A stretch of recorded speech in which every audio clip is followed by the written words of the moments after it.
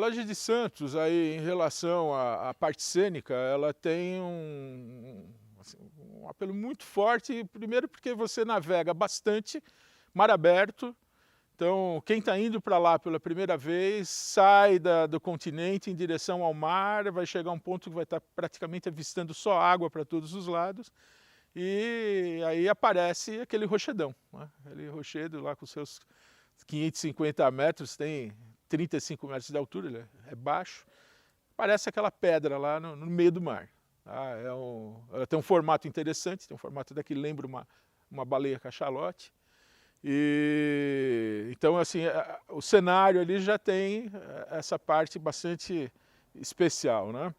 E em relação à fauna marinha, pelo fato da laje estar bastante distante do continente, ela abriga uma fauna que é chamada de fauna recifal, que é a fauna que vive permanentemente no local, e abriga também a fauna dos peixes chamados de pelágicos, ou peixes de passagem. Então, são cardumes que frequentemente estão visitando ali aquele ambiente em busca de alimento, em busca de ponto de abrigo, de ponto até de acasalamento, e conseguem, então, com isso, juntar uma riqueza ali de fauna muito importante.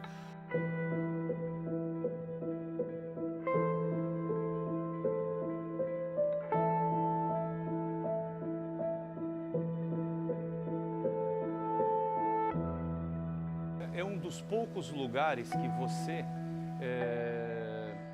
mergulha, faz um mergulho completo.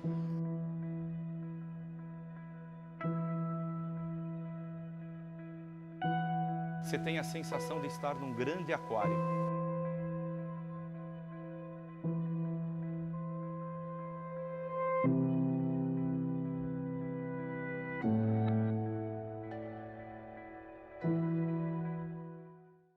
Uma publicação científica do Laje Viva de 2008, com essa contagem dos peixes recifais, mais de 196 espécies só de peixes.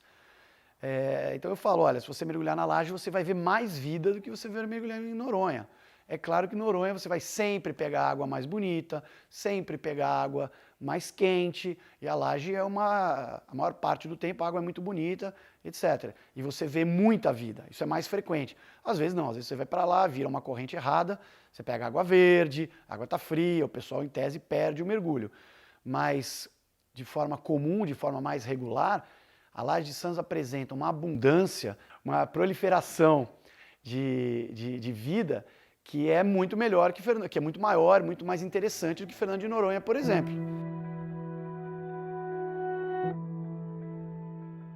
O perfil do mergulho na Laje de Santos, ele é bastante variável. Embora o tamanho do ambiente não seja muito grande, existe uma variedade de possibilidades de mergulho bastante interessante na Laje de Santos.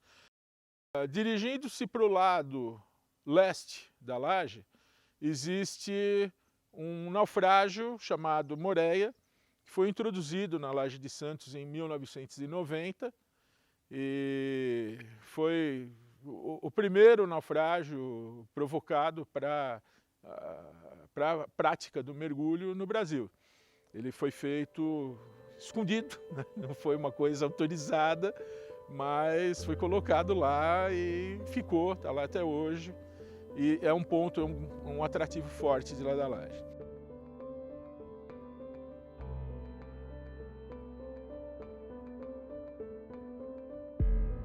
Não havia um naufrágio lá, porque barcos de madeira que haviam batido, haviam se desmanchado. Então eu precisei arrumar um barco de aço, que já estava enferrujado, e foi fácil comprar, porque comprei a preço de ferro velho. Depois tapei os buracos que tinha e levei a reboque até lá, pensando que ele ia naufragar muito rápido, mas não foi isso.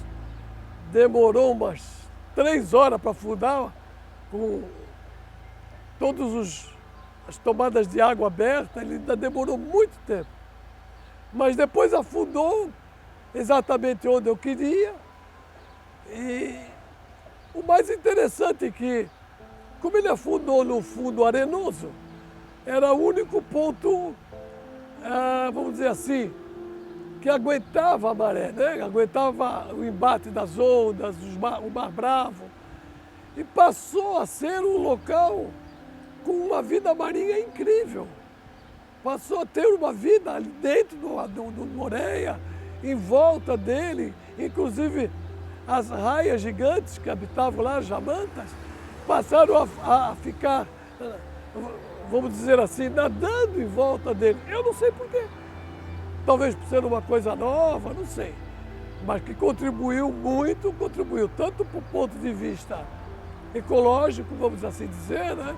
Para trazer habitantes do mar para aquela região, e do ponto de vista turístico, porque não havia naufrágio lá. Então, agora tinha mais algo para se ver, um naufrágio. Por isso que chamam de pedra mágica.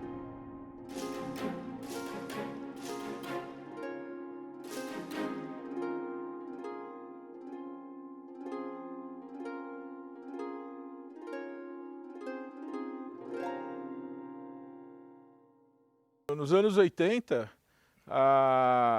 o acesso para a laje era um pouco mais restrito em função de disponibilidade de embarcações. Nós costumávamos viajar para lá numa escuna, que saía da ponta da praia, e em condições boas de mar, o tempo de viagem era em torno de 3h30 a 4 horas. Então isso daí já era uma coisa que dificultava. Então o acesso do público mergulhador era pequeno. Também nos anos 80 o número de mergulhadores formados aqui no Brasil não era muito grande. Existia o pessoal que ia para lá para pescar, mas sempre com muita dificuldade. Existia a pesca comercial, a laje não era parque ainda, então a pesca comercial era permitida. E tinha também a pesca esportiva. Então havia, na época, um impacto um pouco maior em cima lá das espécies de peixes que habitam a região. Era uma atividade muito nefasta, né? Porque eles colocavam a rede no paralelo da rocha, e a rede, com armadilha, ela não pegava só o peixe que o pescador queria, pegava tudo que era peixe. E aí, quando o pescador ia visitar a rede, tirava aquilo que era de interesse, punha na geladeira do barco, e o restante jogava tudo fora, porque já estava morto. Então, aquilo era muito ruim.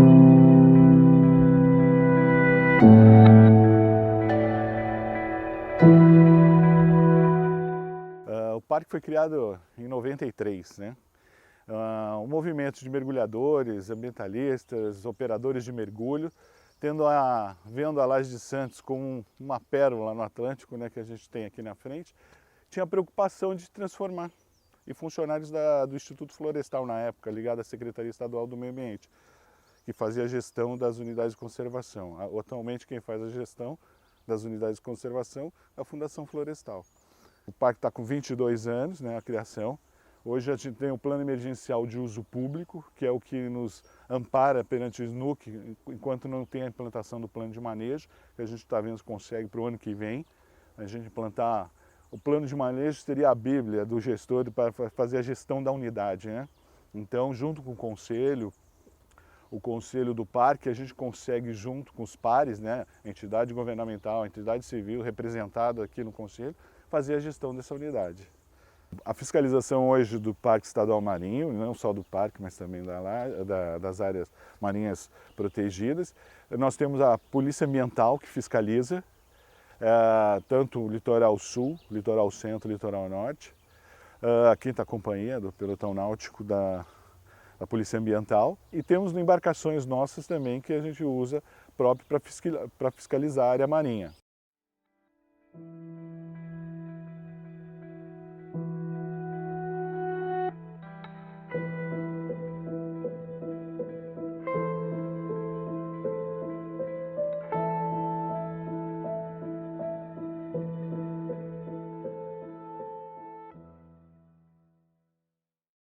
O Instituto Laje Viva está completando 12 anos, ele foi criado em 2003, ou seja, 10 anos depois da criação do parque, 10 anos depois da elevação daquela área à condição de unidade de conservação, a condição de Parque Estadual Marinho da Laje de Santos. foi o primeiro parque marinho, né, do estado de São Paulo.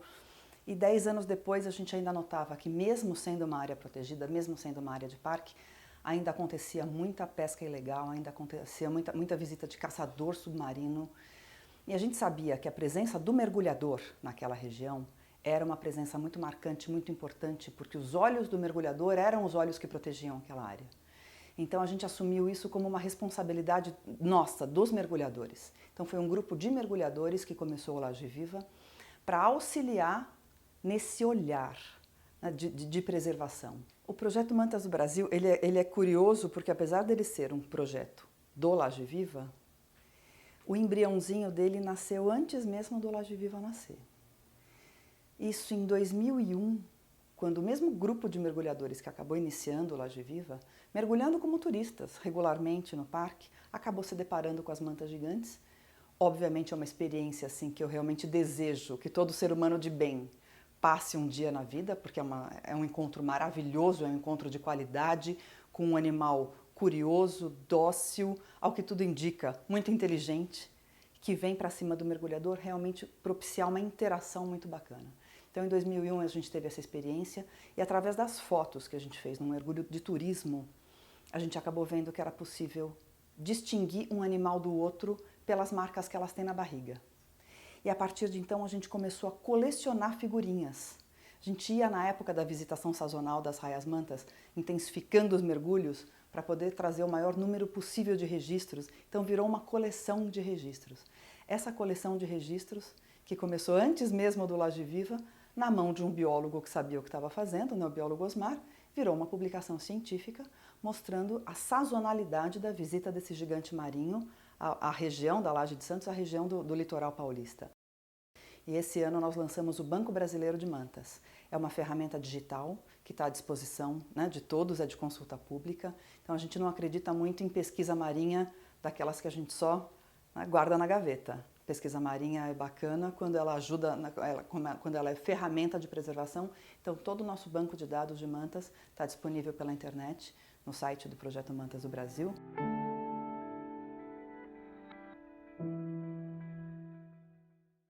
Desde 2008, com as áreas marinhas protegidas, dentro do setor da APA Marinha Litoral Centro, nós temos aqui 450 mil hectares de áreas marinhas protegidas. Mas no estado de São Paulo, a partir de 2008, são 1.200.000 hectares de área marinha protegida. Esse conselho da APA Marinha Litoral Centro, assim como os demais conselhos, hoje em dia o Laje Viva ocupa também uma cadeira na APA Marinha Litoral Sul, além de ocupar uma cadeira na APA Marinha Litoral Centro, funciona com propostas, com debates. Realmente é uma iniciativa para aproximar o poder público da sociedade que é representada, né, pelo poder público. Então, todas as partes estão ali para fazer pedidos, para dar ideias e para fazer concessões, muitas vezes. Então, foi a partir de uma proposta do Instituto Laje Viva que o setor Itaguaçu, que é um quadrilátero que está bem além dos limites, né, do parque. O Parque Estadual Marinho da Laje de Santos é um retângulo que tem 5 hectares de área, e o setor Itaguaçu é um setor que está em volta com outros 50 hectares. Então, através de uma proposta do Laje Viva, o setor Itaguaçu todo virou uma área de amortização onde é proibida a pesca. Então, é muito mais restritiva a atividade, né? Muito mais restritivo o comportamento dentro da área do parque, mas no setor Itaguaçu como um todo acabou sendo proibida a atividade de pesca, o que cria essa zona de amortização muito importante para a preservação das espécies que vivem em torno, né, em função do Parque Estadual Marinho da Laje de Santos. Não foi fácil convencê-los de que com a criação da área, que é um quadrilátero em volta da pedra, eles teriam uma fonte inesgotável de pescado para a região em volta, mas eles perceberam isso depois. Depois de alguns anos, alguns me chamaram e disseram, olha, você tinha razão. Hoje a gente põe a rede por fora do quadrilátero e a rede vem chapada de peixe. Provavelmente porque está preservada aquela área central, né?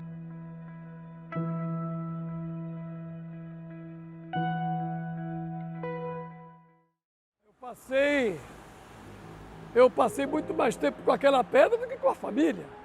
Se você levar em conta os momentos de reunião familiar, que geralmente acontece sábado, domingo e feriado, eu estava lá. Isso trouxe alguns problemas do ponto de vista familiar, sabe? Houve É evidente que a esposa ficou chateada, a filha também, né? Eu cheguei até a apelidar o local com uma grande pedra mágica. Porque aquilo é muito especial, não tem... Só quem visita é que consegue entender. Né? Você sai daqui no meio do oceano sem ver nada, de repente no meio da viagem a gente começa a avistar uma pedra no meio do oceano e fala, mas o que é isso aqui? E aquilo é fantástico. Zelagem é um lugar tão especial, é um lugar que conquista a gente, sabe? Ela acaba se tornando aí uma paixão do mergulhador e um marco na vida aí de quem pratica essa atividade. A Laje de Santos, a gente costuma dizer que você pode mergulhar lá 10, 20, 30 anos e todo mergulho é uma grande surpresa. Mas se você me pergunta a experiência mais inusitada, ela ocorreu num lindíssimo domingo de Páscoa, dia 8 de abril de 2012, quando eu fui sozinho num barco de operação. Haviam 8 pessoas que foram passear, porque domingo de Páscoa está todo mundo com a família. Só que tinham lá 8 sem famílias e como havia sido avistado uma raia-manta de longe no sábado, então o pessoal do projeto me ligou e falou, olha, você pode ir no domingo? Eu falei, posso. Era aniversário do meu irmão, nunca me esqueço, além de domingo de Páscoa. Mas eu fui, estava um dia maravilhoso, uma água azul com mais de 30 metros de visibilidade, e eu fiz um mergulho sozinho procurando raia-manta, eu estava até com um equipamento de tagueamento, e nada de raia-manta. E o encontro mais inusitado foi quando eu estava no final do meu mergulho, já me preparando, a parada de segurança me preparando para subir de volta ao barco, passou por baixo de mim, literalmente por baixo de mim, a 10 metros de profundidade a mais, um tubarão-baleia, que foi, assim, demorou alguns segundos para cair a minha ficha, porque não é aquele formato que você está esperando, não é aquele animal que você está esperando ver, e eu tive a oportunidade de fazer o registro dele inteiro, e existe um projeto de foto-identificação desse animal, então você tem que fazer a foto dele dos dois lados na área da nadadeira peitoral, na lateral, né? Então eu consegui, ele passou embaixo de mim, consegui fazer esse registro, depois de alguns minutos ele voltou, na verdade ela voltou, e foi o registro da maior, existem alguns registros, né, de tubarões-baleia na costa brasileira, não é tão comum, mas não é tão raro também, mas esse foi o maior tubarão-baleia registrado na costa brasileira e o primeiro registro de uma fêmea grávida. Um tubarão de 12,5 metros aproximadamente, confirmado aí pelas medições dos especialistas do EcoOcean, que é o banco de dados mundial, onde esse encontro está registrado. E eu tive a oportunidade de batizar até esse animal, essa fêmea grávida, que eu dei o nome de Gaia, né, em homenagem à minha esposa. E foi assim, o encontro mais inusitado, mais fantástico, apesar de todos os outros sensacionais, com raias-mantas e até com tubarões. Mas esse realmente foi o mais inusitado de todos.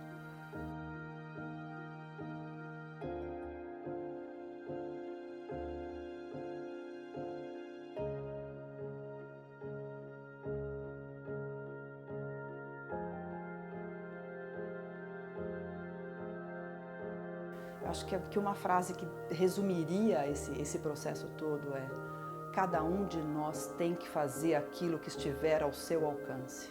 Eu estou fazendo a minha parte.